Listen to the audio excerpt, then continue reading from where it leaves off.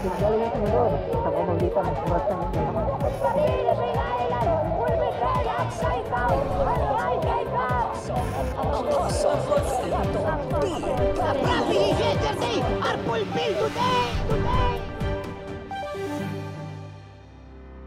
Punong-puno at bumubuhos ng pag-ibig sa araw na ito dahil ang founder at spiritual directress ng programang Mission of Love, Love in Action ay nagdiriwang ng kanyang pinagpalang kaarawan. Kaya tara, silipin natin ang ilang mga dakilang kaganapan nito. Sa malaparaiso at makalangit na lugar na talaga nga namang punong-puno ng kaluwalhatian at presensya ng Diyos, ay dito ginanap ang walang katulad na kaarawan ng Head Administrator ng Jesus is Our Shield Worldwide Ministries, Founder and Spiritual Directress ng programang Mission of Love, Love in Action, God's End-Time Mighty Deliverer at nag-iisang may bahay ng Apostol ng Diyos, Apostol Renato D. Carillo. Siya ay walang iba kundi si Prophetess Elena Ga Carillo. Bukod sa napuno ng pag-ibig para sa buhay ng God's End-Time Mighty Deliverer, ang buong lugar ay kakaibang level din ng kagalakan ng bumalot dito na hatid ng mga nakiisa. Naroon ng mga Living Like Jesus congregations, kasama ng mga Living Like Jesus pastors mula sa Luzon, Visayas at Mindanao.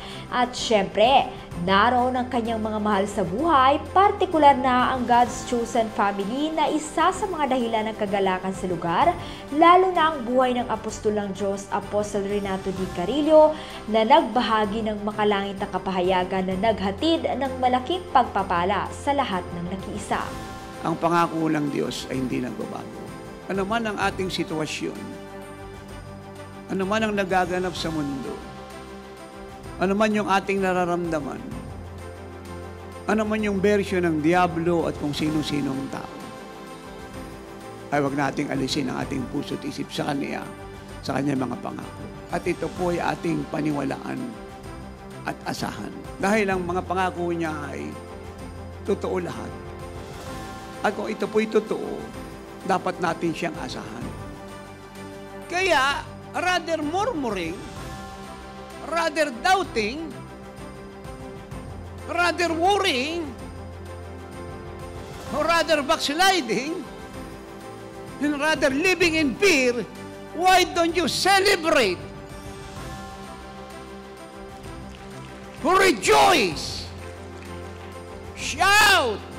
Sing! Jump! Dance and praise God, because God is not a man that He should lie. What He say He do and what He promise He fulfill.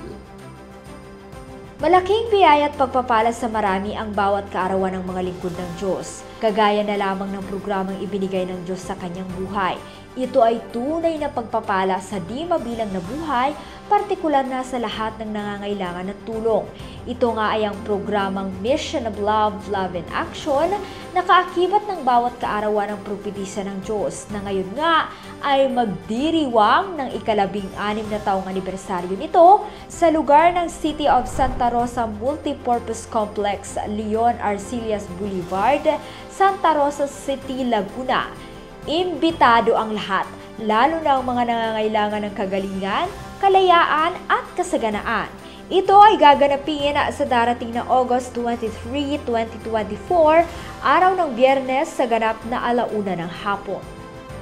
Kaya naman, sama-sama tayong makigalak at magpadama ng ating pag-ibig sa ating mga kababayan sa araw na yan.